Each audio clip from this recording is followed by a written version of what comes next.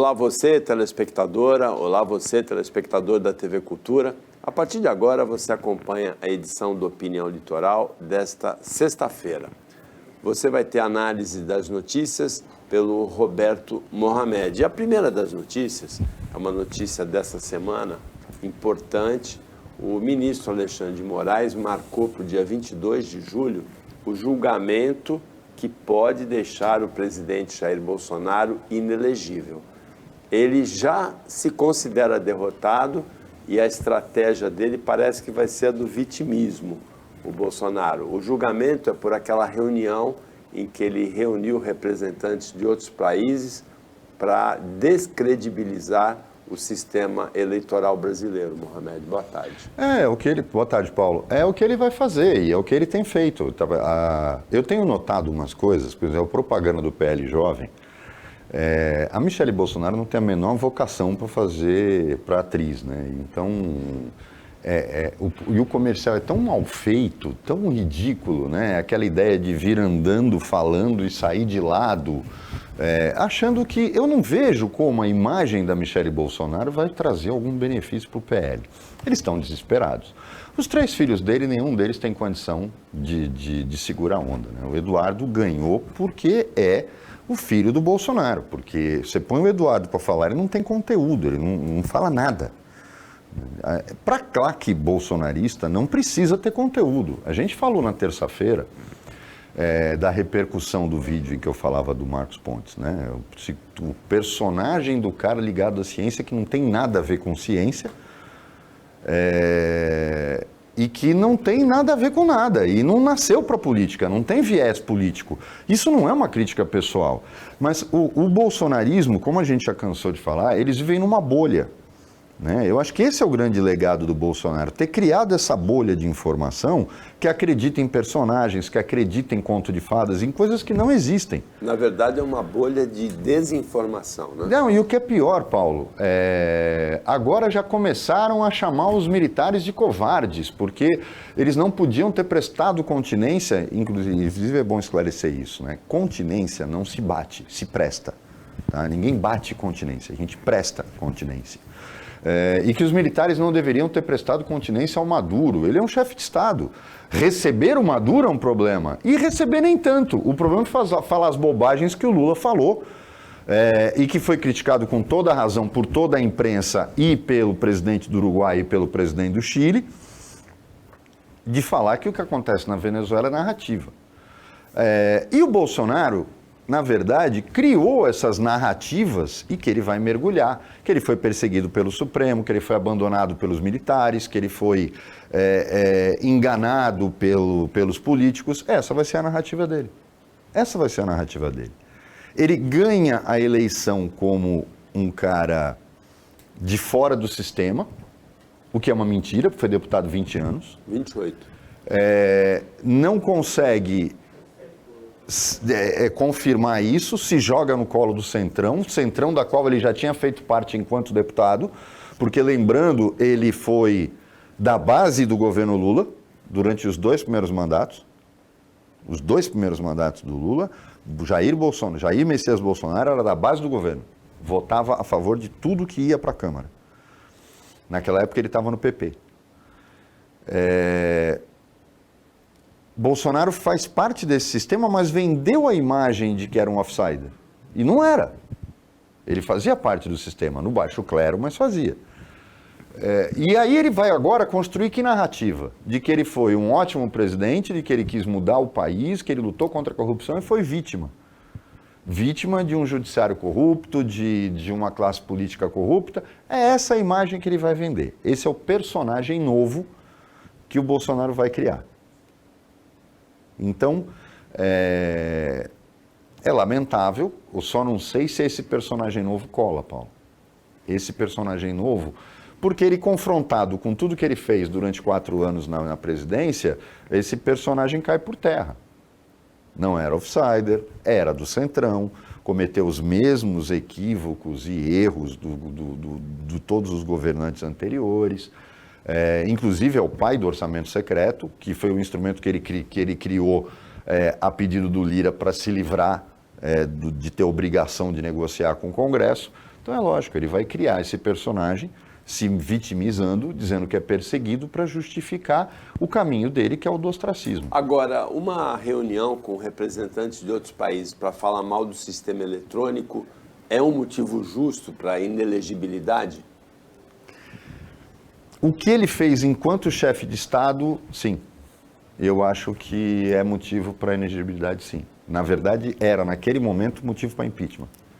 É que ninguém teve coragem de fazer isso. O país estava dividido. Porque eu também não acredito mais nessa história do dividido. A gente fez um desenho aqui, na época da eleição, o ano passado. Ele e o Lula, nos dois opostos, tinham algo em torno de 20% do eleitorado. Fanático. Cada um. Cada um. Ou seja, você tinha 60% no meio que votaria em um para não votar no outro. Era esse o retrato. Eu acho que todos os outros candidatos somados chegaram o quê? A 10%? É mais ou menos isso. Veja bem, então nós estamos falando, você tira os 10 que foi Simone Tebet, Soraya, Ciro, o padre que não era padre, o ridículo do candidato do Novo. Você tira tudo isso, sobrou 50% do eleitorado. Então, 10, sobrou 50% do eleitorado. Esse 50% foi na base do 27 a 23, 28 a 22. Tem que fazer conta, eu estou com preguiça. Votaram no Bolsonaro para não votar no Lula, votaram no Lula para não votar no Bolsonaro. Eu me incluo nisso. Acredito que você também. Também. Não tinha convicção. O meu candidato, num determinado momento, era o Ciro. Eu acho que não tem dúvida, isso é uma coisa clara. Mas não havia essa possibilidade. Ele não tinha a menor chance. Então era preciso se posicionar. Esse eleitorado que vota em um para não votar no outro, não é seguidor.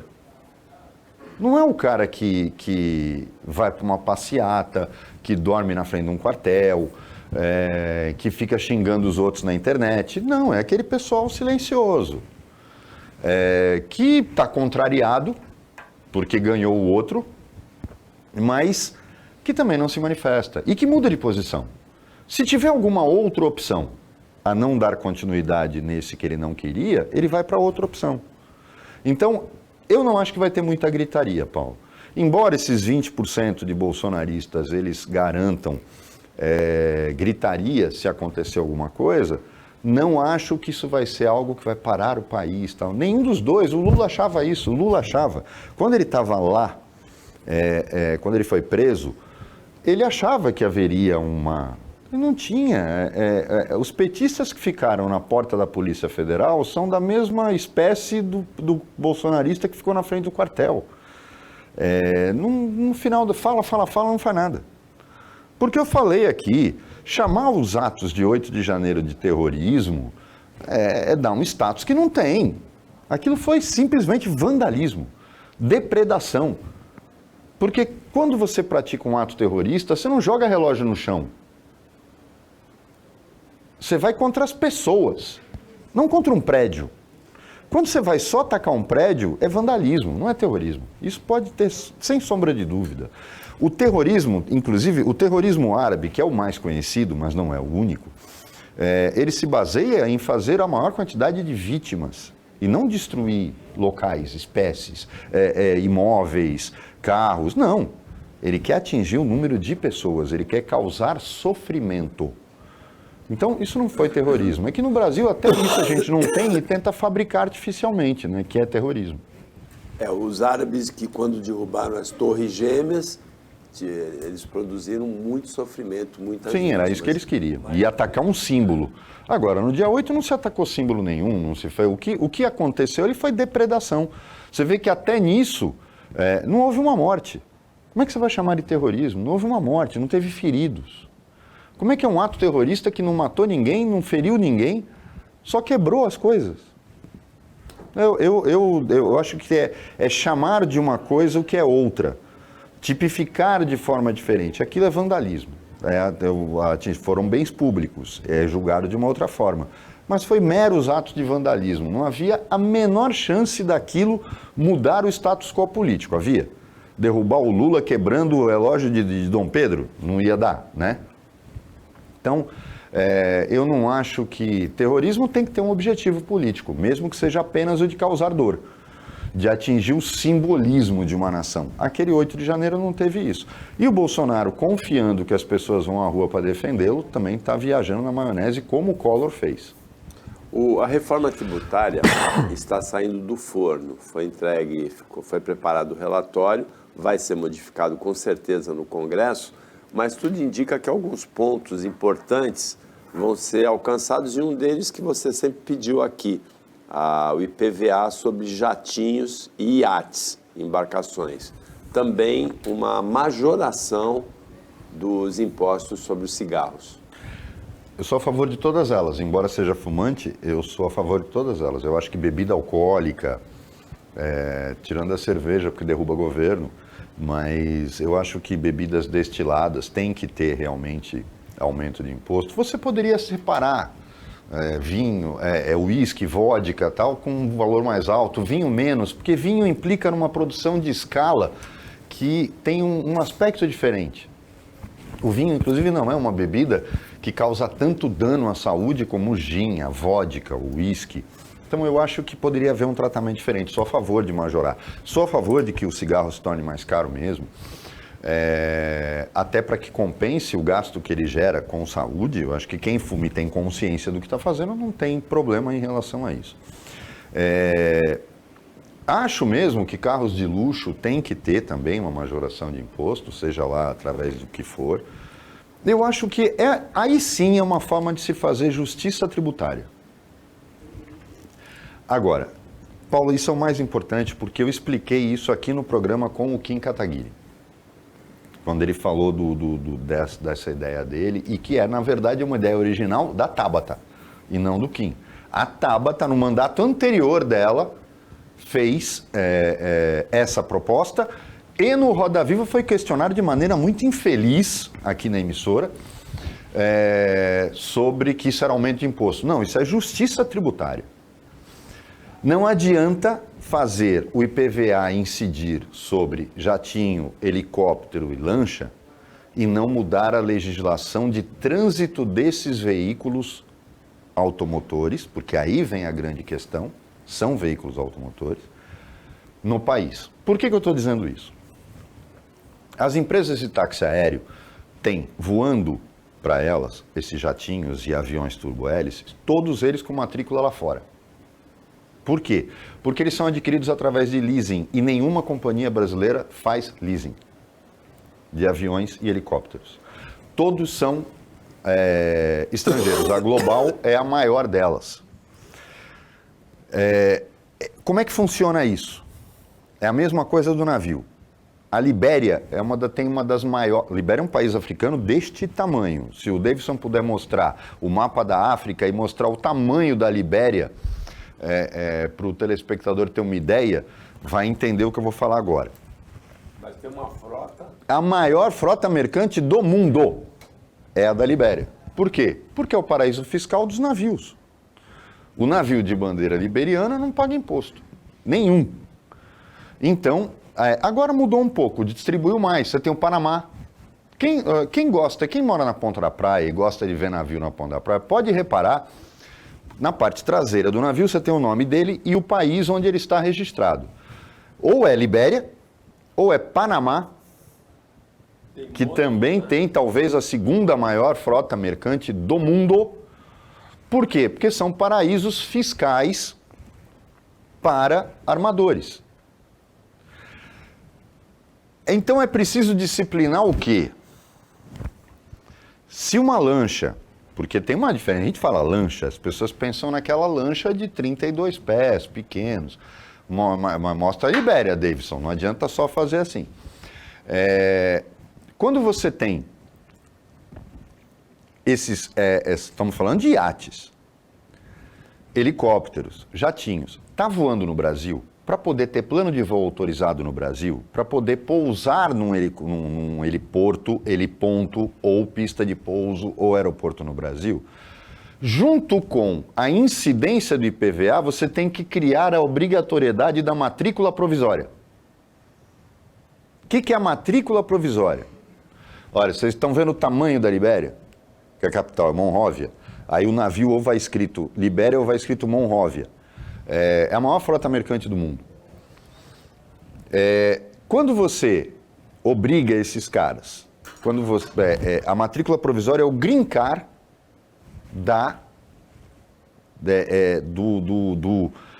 dos aviões, das lanchas e dos helicópteros. O que é essa matrícula provisória? Eles estão no Brasil, mas eles têm uma propriedade lá fora, um proprietário lá fora. Seja uma empresa de leasing, seja uma pessoa jurídica, do que for. Para voar no Brasil, não atravessar o espaço aéreo brasileiro, mas para pousar em qualquer lugar no Brasil, tem que se obrigar o proprietário, ou aquele que aluga, ou aquele que faz o leasing, ou aquele que arrenda, a obter a matrícula provisória, Paulo. E aí ele torna-se contribuinte do IPVA. Porque se criar o IPVA sobre jatinho, helicóptero e lancha, e não criar isso, o cara vai dizer, eu sou estrangeiro, eu não tenho que pagar. E ninguém vai pagar. Então você tem que criar a matrícula provisória, a obrigatoriedade, senão não pousa no Brasil, não voa no Brasil e não vai para iate clube nenhum. Cria-se a matrícula provisória e com a matrícula provisória é incidente o IPVA. Aí você realmente faz justiça. E vou dizer uma coisa, em São Paulo, que tem uma das maiores frotas, se não me engano, a segunda maior frota de helicópteros do mundo. É um dado que tem que ser, mas São Paulo tem uma das maiores frotas de helicóptero do mundo. A arrecadação compensaria em muito todos esses investimentos que o governo está fazendo para a renovação de frota. O que eu achei a explicação do Geraldo Alckmin na segunda-feira na Globo News excepcional em relação a esse programa do governo por causa dos caminhões, dos ônibus. Só essa arrecadação, que não existe hoje, já amenizaria todo o problema que você tem de renúncia fiscal para programas sociais. Sou totalmente a favor, totalmente fã da ideia e eu espero que pelo menos este pedaço, além do IVA, que eu acho que é um imposto mais justo e acaba com esse festival, agora criar um IVA que seja como o ICMS, que o ICMS é um ninho de rato que ninguém consegue entender. As regras são feitas para quê? Para que você possa ser multado e possa ser autuado. Então, se acabar com isso e fizer mais simples, está feito. Agora, pensar no IVA com não cumulativo, que eu já disse aqui que é um absurdo, você tem que acabar com a compensação. Acabando com a compensação, o que é isso? Cumulatividade e não cumulatividade. Como eu cobro o ICMS em toda a cadeia produtiva, o que eu pago, o segundo abate o que pagou da primeira. E assim por diante. Isso chama-se não cumulatividade. Para que um não pague imposto sobre um imposto já pago. O que você faz? Diminui a alíquota calculando quantas vezes ele vai incidir na cadeia, produtor, distribuidor ou produtor atacadista, até chegar na ponta. E diminui o valor de imposto. E faz tudo cumulativo. Vai pagar o imposto sobre a nota, porque você simplifica as operações, evita a fiscalização feita para punir, porque isso é ninho de corrupção, torna mais simples e aumenta a arrecadação. Se fizer essas mudanças, já valeu. Não precisa mexer no todo. Eu tenho certeza, Paulo, que o IVA não vai substituir o IOF, deveria, porque ele deveria incidir sobre as operações dos bancos e de uma forma mais agressiva. Banco só dá lucro. Banco é puramente lucro, porque banco não tem despesa. A gente está vendo o que está acontecendo com o Bradesco. O Bradesco parece que vai qualquer dia publicar um edital de missa de sétimo dia. Está fechando todas as agências. Em Santos vão ter 3, eu acho, no máximo. A Centro, uma na Ponta da Praia e uma no Gonzaga. Ele está fechando todas as agências, mandando funcionário embora. Está um inferno. Vai virar banco digital. Eu não acho que esse é o caminho do segundo maior banco privado do Brasil. Então é só lucro. E os caras só querem mais e mais e mais e mais. Não empregam, não fazem nenhum tipo de trabalho social, não investem no país, desestabilizam governos. Está na hora de começar a pagar imposto. Mas eu acho que isso não vai acontecer. O Opinião Litoral volta depois de um intervalo bem rapidinho. Fica com a gente.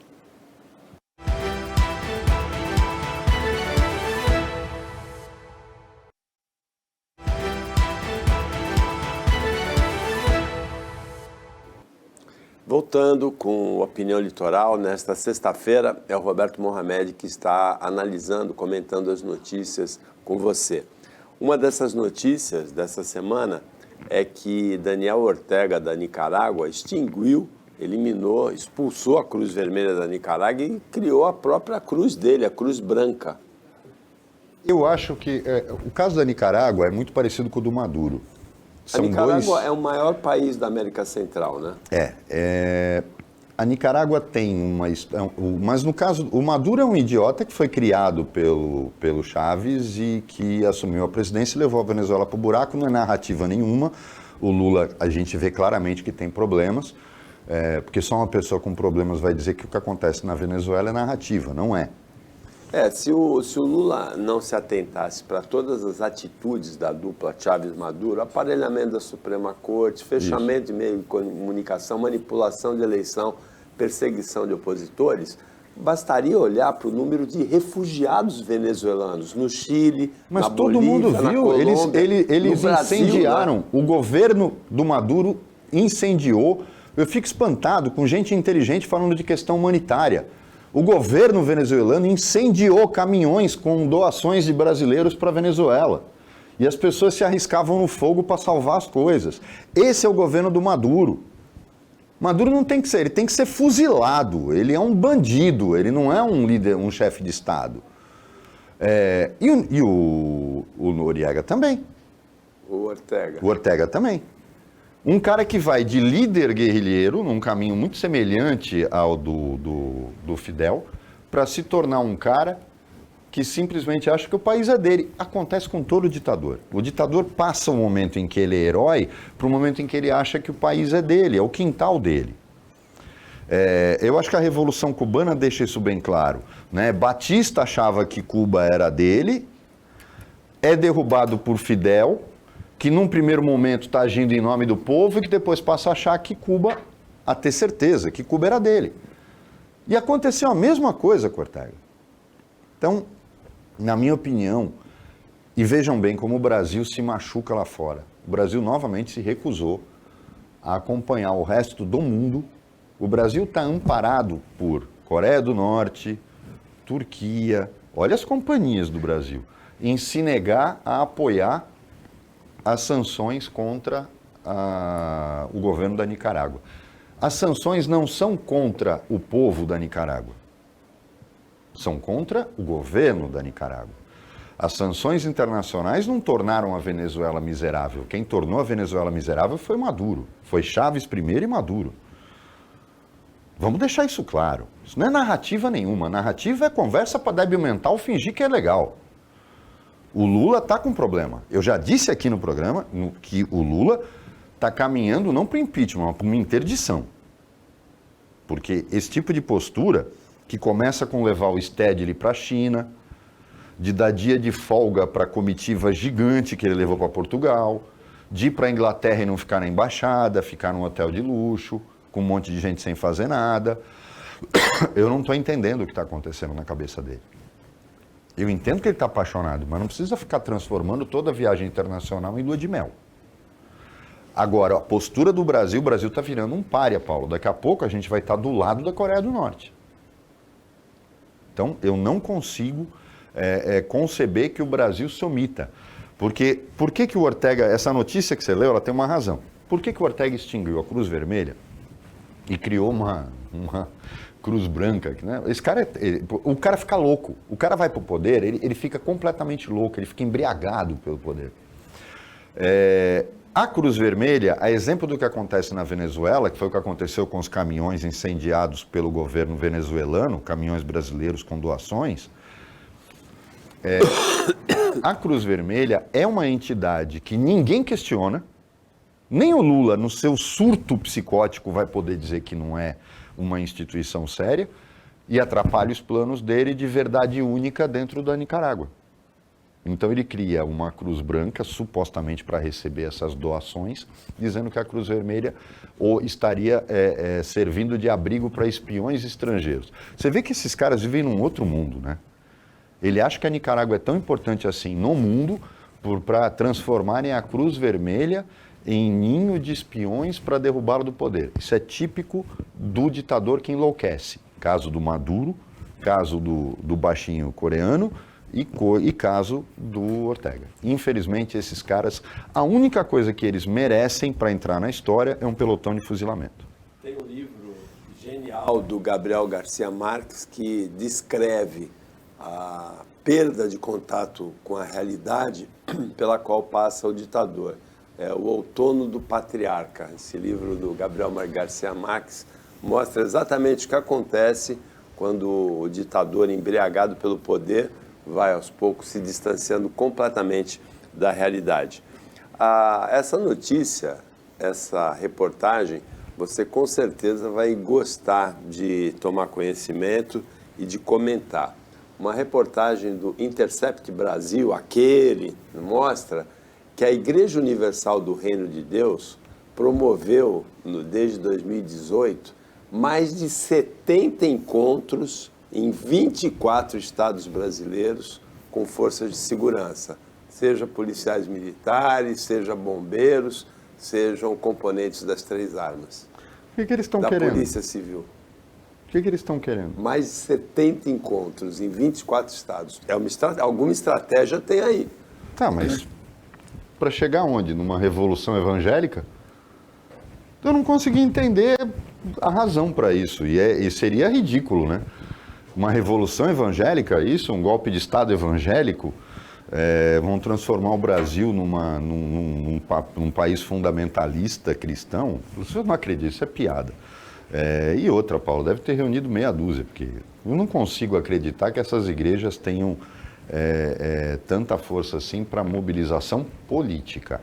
Eles conseguem eleger deputados, vereadores, prefeitos, mas não acho que chegue a tal ponto. Eu não vejo nem razão para isso. E o que isso pode demonstrar alguma coisa preocupante? Tem um livro que trata disso, né? O Brasil faria parte de uma imensa região chamada Boliviana, né? E seria governado por uma igreja chamada Bola de Fogo. A juíza Gabriela Hardt... Desculpa, onde você leu isso? A reportagem do Intercept Brasil, está nos sites todos, no Terra, no UOL, e o livro do Bola de Fogo, que cria essa fantasia, né, de que o Brasil não seria mais um país, ele faria parte de uma região sul-americana chamada Boliviana, alguma coisa boliviana, e seria governado por uma igreja evangélica chamada Bola de Fogo. É um livro que especula sobre algumas coisas que têm acontecido, como esses encontros da Igreja Evangélica do Reino, Igreja Universal do Reino de Deus, com forças de segurança em 24 estados. Alguma coisa eles querem, né? Não, pode até querer, mas fazer é bem diferente. Agora, a juíza Gabriela Hardt, e é uma coisa que a gente vê pouco no país, ela se declarou suspeita para julgar o ex-delator da Lava Jato, ex-deputado, ex-empresário Tony Garcia.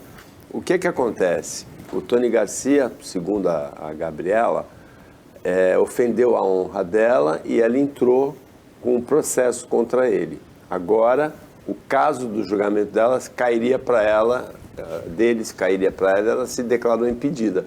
A gente poderia ver mais dessa honestidade no Brasil, né? Não, na verdade, desculpa, Paulo, nesse caso específico, a tática mais velha que advogado já usou, e todo mundo usa. Quando você não quer um juiz atuando no processo seu, você xinga ele no processo, você faz o diabo no processo, aí ele te representa. E aí fica impedido. Aí ele fica impedido de julgar. Isso aí porque quando a gente representa o juiz, pode necessariamente não ficar impedido, né? Porque aí vai caber a ele de forma subjetiva e aí depois vai te ferrar. Então, o que você faz? Você inverte, você obriga ele você coloca ele na parede de tal forma que, por uma questão até de moral, ele representa você. Quando ele representa, pronto, ele já se torna suspeito e não pode mais atuar no seu caso. Essa tática é velha. Sente para os advogados mais antigos, faziam isso direto. Você obriga o juiz moralmente a te representar, pronto, ele fica suspeito. A partir daí... Isso é tática, porque aí o juiz pega, ele é obrigado. Quando ele te representa, ele é obrigado a... Mas nesse caso, qual seria a vantagem do Tony Garcia? Cair num outro juiz? Cair num outro juiz. A Gabriela Hardit seria... Mas estamos falando quando ela estava na... Porque, se você lembrar bem, ela assume logo depois do Moro, aí o tribunal tira e coloca aquele juiz petista, claramente petista. Aquele não tem como enganar. Agora. A gente defendeu o Moro várias vezes aqui, mas ali não dá. Esse cara não dava para defender. E aí a Gabriela volta. Não passou pela cabeça do cara que é tão petista no meio do caminho. O importante para ele era afastar a Gabriela, porque ela é admiradora do Moro e ela manteve... Você pode reparar que as decisões dela, ela manteve o estilo do Moro e o caminho que o Moro tinha trilhado. O Tony Garcia se declarou arrependido, ele era tucano, né? De ter participado junto com o Eduardo Cunha do impeachment da Dilma. Eu acho que ele sim teve um acesso de consciência. Tarde demais, né? O Opinião volta depois do intervalo bem rapidinho.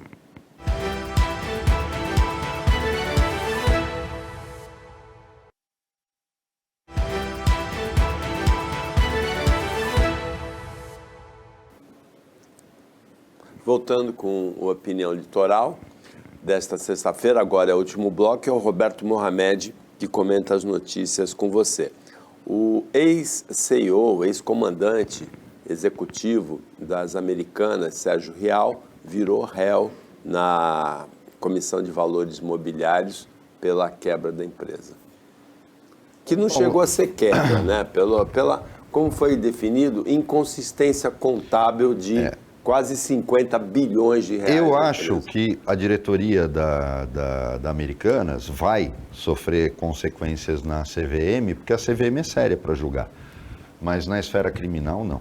A gente tem um histórico no Brasil de impunidade. Na terça-feira nós falamos da questão da impunidade penal em relação a quem comete crimes normais. Crimes, então, contra a economia popular, contra patrimônio alheio ou patrimônio público, é uma piada, né? Eu vou só lembrar um episódio que mostra claramente que não acontece nada. Você vê que todos os crimes se cometeram em relação aos fundos de pensão, lesando aposentados do Banco do Brasil, da Petrobras, do Portos, dos Correios, todos eles estão aí aproveitando o que roubaram. Não aconteceu nada. Nos Estados Unidos, um dirigente de fundo de pensão, porque isso que chamam de capital especulativo internacional, nada mais é do que dinheiro de aposentadoria de trabalhadores europeus e americanos. Por que esse capital é especulativo? Por que ele foge à menor ameaça de risco? Não é porque eles querem destruir países em desenvolvimento. É porque é muito sério para eles isso. Porque se um cara... Na gestão de um fundo de pensão americano ou de um fundo de pensão francês, alemão, inglês, perder dinheiro e causar dano aos aposentados, aos trabalhadores desse país, ele fica inabilitado por 10 a 15 anos para exercer qualquer cargo no mercado financeiro. Além de responder criminalmente, se mostrar o dolo. Então vamos pensar bem que no Brasil, ao contrário, eu dei o exemplo aqui várias vezes.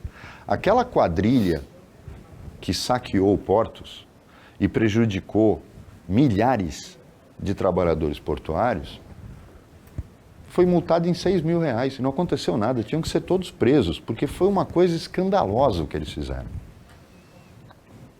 Eu era advogado da Federação Nacional dos Portuários e fiz o dossiê de tudo que eles entregamos na Secretaria de Previdência Complementar. Não aconteceu nada, multas de R$6 mil. O crime compensou para todos eles. Mas o trabalhador portuário hoje teve uma redução no seu benefício líquido de 20%, Paulo, para cobrir o buraco que esses caras roubaram. A Previ, os escândalos são umas coisas assim, você chegar e questionar o presidente e dizer, vem cá, você está fazendo investimento para aposentadoria de aposentado do Banco do Brasil, aí você investe no metrô do Rio de Janeiro, dinheiro de fundo de pensão, e o cara diz, não, mas ele é lucrativo. Eu falo, pô, vai ser a primeira operação de metrô no mundo lucrativa, né? Porque até o de Nova York é subsidiado. Não existe operação de metrô superavitária. E o que é pior, no Rio, dizer que o metrô do Rio vai dar lucro? Pô, se o de São Paulo não dá, imagina o do Rio. Então, isso é para colocar dirigente na cadeia, que autoriza esse tipo de investimento. O fundo de pensão nada mais é do que um fundo que é resultado das contribuições de trabalhadores para garantir sua aposentadoria. Tem que ser levado a sério. O problema do Brasil é que não existe uma legislação adequada para responsabilizar os dirigentes pelos danos financeiros que esses fundos têm. Então é lógico que isso gera uma situação enorme. Todo mundo achava que o que aconteceu na Americanas ia contaminar todo o mercado. Não contaminou. Efeito dominó. Não contaminou. Você tem o prejuízo da Magazine Luiza, você tem a situação crítica da Marisa, que fez uma abertura de mercado de ações na Bolsa há 15 anos atrás, 10 anos atrás. Mas eu acho que aí são problemas específicos de gestão, Paulo. O problema é que toda vez que uma empresa coloca ações na Bolsa, e essas ações são compradas justamente pelos fundos de pensão, por fundos de previdência privada do sistema aberto, que são os dos bancos, quando há uma fraude em relação a isso, você falsifica balanço, você fabrica dividendos que não existem. O que acontece aí? Estes fundos têm prejuízo, portanto, são pessoas que estão guardando dinheiro para se aposentar que vão ter prejuízo. Você não pode mais continuar tratando isso como um simples crime financeiro. Você tem que começar a tratar com o que ele é. Um crime muito mais pesado. Você está lesando pessoas que estão contribuindo há 20, 30 anos para se aposentarem com decência. Esse é o grande problema.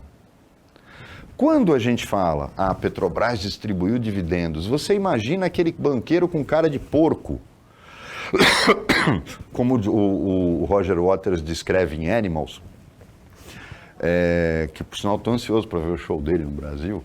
Ele fala muita bobagem, mas sem dúvida nenhuma um cara brilhante. Mas a figura daquele porco, do investidor, do ganancioso, não é, você está pensando, você tem que ir além disso. Os fundos que compram estas ações são fundos que garantem a aposentadoria de milhares de trabalhadores, de milhões de trabalhadores. Milhões. Então você não está falando do ganancioso, você não está falando só do banqueiro. O banqueiro tira uma parte disso. Ele tem um lucro sobre o que ele faz, mas o dinheiro não é dele. O dinheiro é de aposentadorias. Garante o futuro dessas pessoas, a velhice dessas pessoas. O que movimenta a economia do mundo é o dinheiro de trabalhadores e não de banqueiros gananciosos. Eles só têm lucro. É preciso responsabilizar o crime financeiro dessas pessoas, e no caso das Americanas eu não tenho dúvida que houve, muito além de uma fraude. Muito além, Paulo. Porque ele atinge fundos que garantem a aposentadoria de pessoas que compraram ações da Americanas acreditando na infalibilidade dos 3 super empresários brasileiros, que são os donos da Americana, que são os donos do Banco Garantia. Agora, isso aí poderia ser estendido para os clubes de futebol, né? A grande maioria dos... Aí vai além, aí a gente precisa de um programa só para isso, porque é só bandidagem. Os grandes clubes de futebol brasileiro, todos eles praticamente pagam 4, 5, 10 treinadores com contratos milionários, rescindem. O Corinthians esse ano teve 4 treinadores até agora e fica pagando E o dirigente não se responsabiliza por isso, né? Exato. E você vê que agora as SAFs, né, que foi colocado aquela coisa como se as SAFs fossem a solução para... Já tem SAF que não está pagando ninguém. Já tem SAF que não está cumprindo o que prometeu. Eu chamo de SAF Wagner Canhedo. Wagner Canhedo foi um cara que comprou a VASP quando o governo de São Paulo privatizou e todas as garantias que ele deu descobriram depois que eram falsas. Ele não tinha dinheiro para comprar a VASP, mas ele era amigo do Quércia e aí comprou a VASP e todo mundo viu o que aconteceu. O Brasil perdeu uma das suas maiores companhias aéreas. É preciso entender que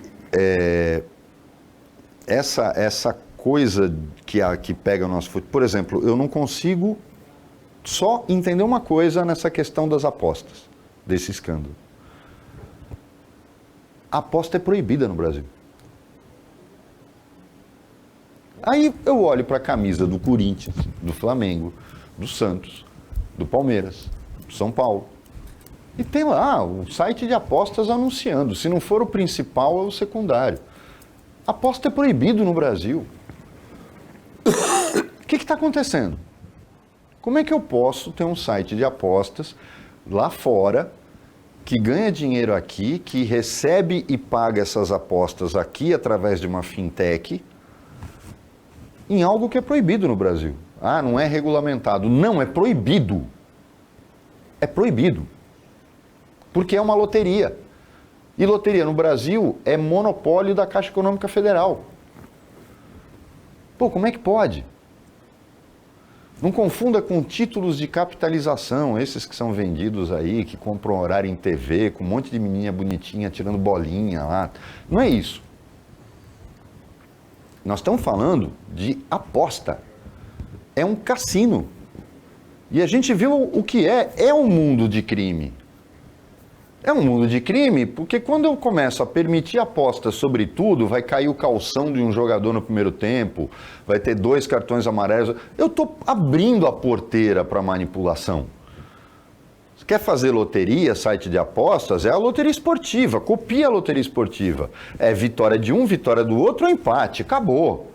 Aí não tem o que manipular, porque se tiver que fazer, vai ter que comprar todo mundo. É muito mais fácil de pegar. Agora, quando esses sites foram criados e feitos dessa forma, Paulo, abriu a porta para fraude. Então, eu acho, e agora, puxando o gancho do que você falou, eu espero que não haja mais esse escândalo no Congresso Nacional, de aprovarem uma nova anistia para os clubes de futebol. Pô, isso é aquela história do crime compensa. Isso eu sou totalmente contrário. Não pode passar em hipótese alguma.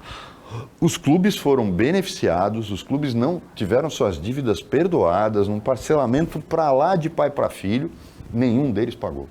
É uma coisa impressionante. Nenhum deles pagou o que deve para a Previdência, o que deve para os estados e a União. Pô, é brincadeira.